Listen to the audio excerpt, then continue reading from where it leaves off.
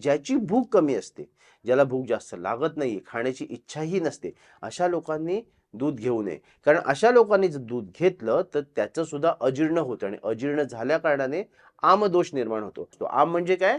न पचलेलं अन्न शरीरामध्ये जमा होणं म्हणजे आम.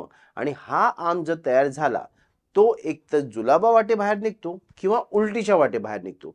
पण जर हा जुलाबा वाटे किंवा उलटीच्या वाटे बाहेर नाही पडला, तर तो रक्तामध्ये ॲब्सॉर्ब केला जातो आणि रक्तामध्ये ज्यावेळेला ॲब्सॉर्ब होतो, त्यावेळेला रक्ताची दुष्टी होते, रक्त खराब होतं आणि मग त्यामुळे त्याची लक्षणं ही त्वचेवरती दिसायला लागतात, केसांवरती दिसायला लागतात, केस गळायला लागतात, हातापायांवरती चट्टे येतात. ज्यांना आमदोष आहे, आता आमदोष तुम्हाला आहे हे कसं समजाल? तर त्याची मी काही लक्षणं सांगतो. ज्यांच्या शरीरामध्ये प्रचंड आळस आहे, ज्यांच्या शरीरावरती बारीक-बारीक सूज आहे, ज्यांना काही काम करताना ताकद शरीरात नाहीच आहे असं जाणवतं, भूक लागत नाही, तोंडाला सतत पाणी सुटत असतं, अशा लोकांना आमदोष असण्याची शक्यता आहे. त्यांनी लगेच डॉक्टरांकडे जाऊन तपासून घेणं गरजेचं आहे. डॉक्टरांकडे म्हणजे आयुर्वेदिक वैद्यांकडे जाऊन तपासून घेणं गरजेचं आहे.